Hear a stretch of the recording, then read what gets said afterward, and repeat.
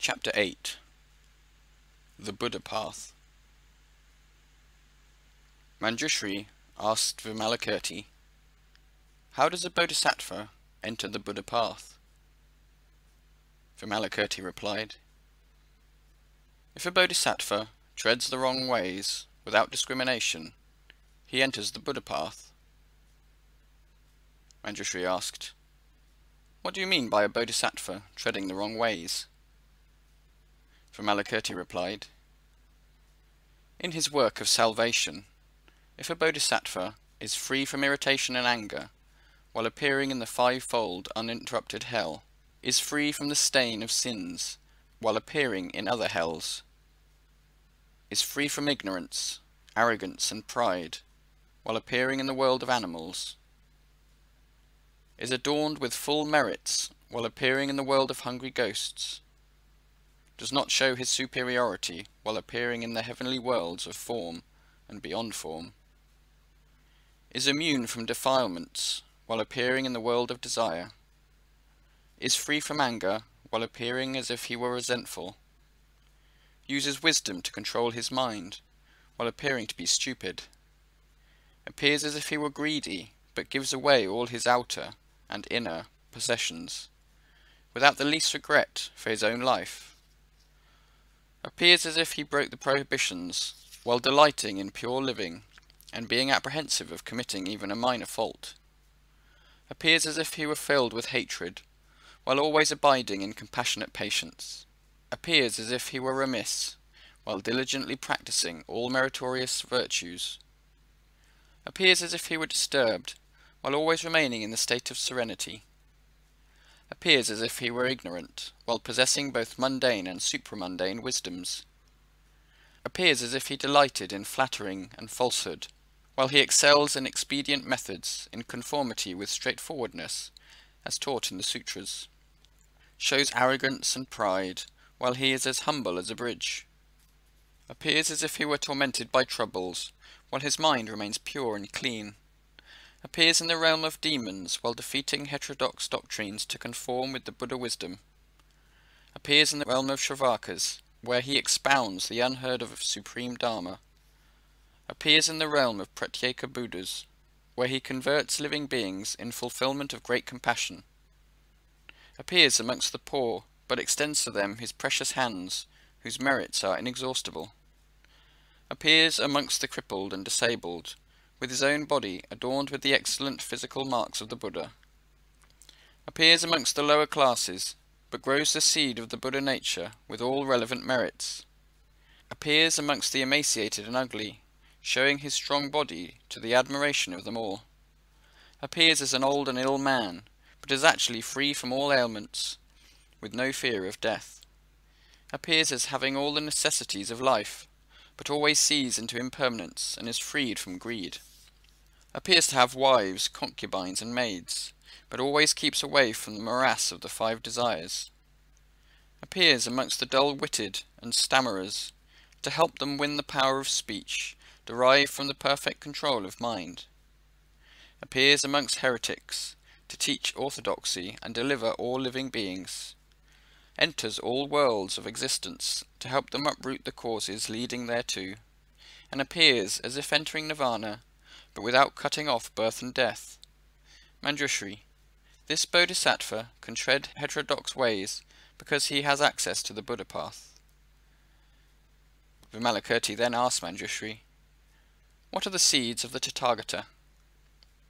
Manjushri replied, "Body is the seed of the Tathagata. Ignorance and craving are its two seeds. Desire, hate, and stupidity its three seeds. The four inverted views its four seeds. The five covers or screens its five seeds. The six organs of sense its six seeds. The seven abodes of consciousness its seven seeds. The eight heterodox views its eight seeds. The nine causes of troubles and their causes its nine seeds. And the 10 evils its 10 seeds. To sum up, all the 62 heterodox views and all sorts of troubles are the seeds of Buddhahood." Vimalakirti asked Manjushri, "Why is it so?" Manjushri replied. Because he who perceives the inactive state and enters its right position is incapable of advancing further to achieve supreme enlightenment. For instance, high ground does not produce the lotus which grows only in marshy land. Likewise, those perceiving nirvana and entering its right position will not develop into Buddhahood, whereas living beings in the mire of troubles can eventually develop the Buddha Dharma. This is also like the seeds scattered in the void, which do not grow, but if they are planted in manured fields, they will yield good harvests. Thus, those entering the right position do not develop the Buddha Dharma, whereas those whose view of the ego is as great as the Mount Sumeri may, because of the misery of life, eventually set their minds on the quest for supreme enlightenment, thereby developing the Buddha Dharma. Therefore we should know that all sorts of troubles are the seeds of the Tathagata. This is like one who does not plunge into the ocean, and will never find the priceless pearl. Likewise, a man who does not enter the ocean of troubles will never win the gem of all knowledge. Thereat, Mahakashyapa exclaimed, "Excellent, Manjushri, excellent. Your sayings are most gratifying.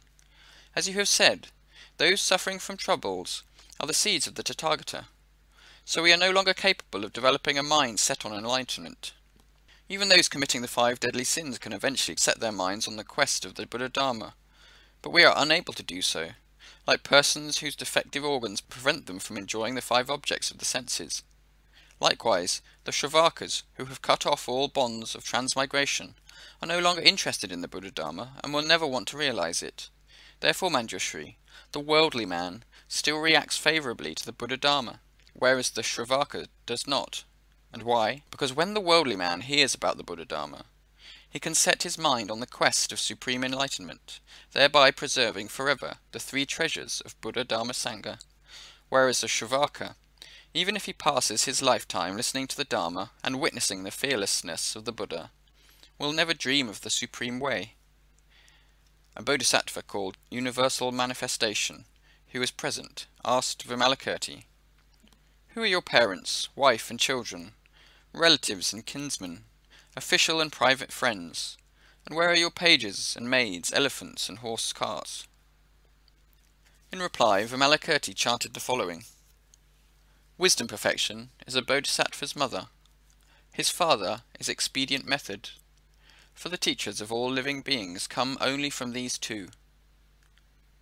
His wife is joy in Dharma's law. Kindness and pity are his daughters. His sons, morality and truthfulness. Absolute voidness his quiet abode. Passions are his disciples, whom he transforms at will. The 37 conditions contributory to enlightenment are his friends, helping him to win supreme enlightenment. All other perfections are his companions. The 4 winning methods are his courtesans.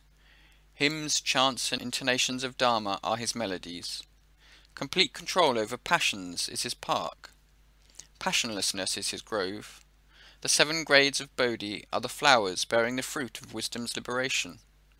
The pool of 8-fold liberation holds calm water which is clear and full. The 7 blossoms of purity are well arranged to bathe this undefiled bodhisattva, whose 5 supernatural powers are walking elephants and horses, while the Mahayana is his vehicle, which, controlled by the one mind, rolls through the 8 noble paths. 32 distinctive marks dignify his body, while 80 excellences add to it their grace. Shamefulness is his raiment, and deep mind his coiffure. 7 riches that he owns are his assets, which, used to teach others, earn more dividends. Dedicating all merits to Buddhahood, his practice of the Dharma as received wins far greater profit. The 4 dhyanas are his meditation bed, which from pure living originates. Much learning increases wisdom, announcing self-awakening. His broth is the flavour of release. The precepts are his perfumed salve, and pure mind is his bath. By killing the culprit troubles is his boldness unsurpassed. By defeating the 4 demons, he plants his triumphant banner as a Bodhi Mandala. Though he knows there is neither birth nor death, he is reborn to show himself to all, appearing in many countries like the sun seen by everyone. When making offerings to countless Buddhas in the 10 directions, he does not discriminate between himself and them. Although he knows the Buddha lands, a void like all living beings, he goes on practicing the Pure Land Dharma to teach and convert men. In their kinds, features, voices, and bearing, this fearless bodhisattva can appear the same as they. He knows the mischief demons do, but appears as one of them, using wise, expedient means to look like them at will. Or he appears old, ill, and dying, to make living beings realize that all things are but illusion, to free them from all handicaps. Or he shows the aeon's end, with fire destroying heaven and earth, so that those clinging to permanence realize the impermanence of things. Then countless living beings call on this bodhisattva, inviting him to their homes to convert them to the Buddha path. In heterodox books, spells, skills, magic, arts and talents, he appears to be an expert, to help and benefit all living beings. Appearing in their midst, he joins the Sangha in order to release them from defilement to prevent their slipping into heresy. Then he is seen as the sun, moon or heaven, as Brahma, or the lord of all the world, at times as earth or water, or as the wind and fire. When they fall ill, or epidemics rage, he prepares medicinal herbs for them to take, to cure their illness or infection. When famine prevails, he makes food and drink, to save them from thirst and hunger, before teaching them the Dharma.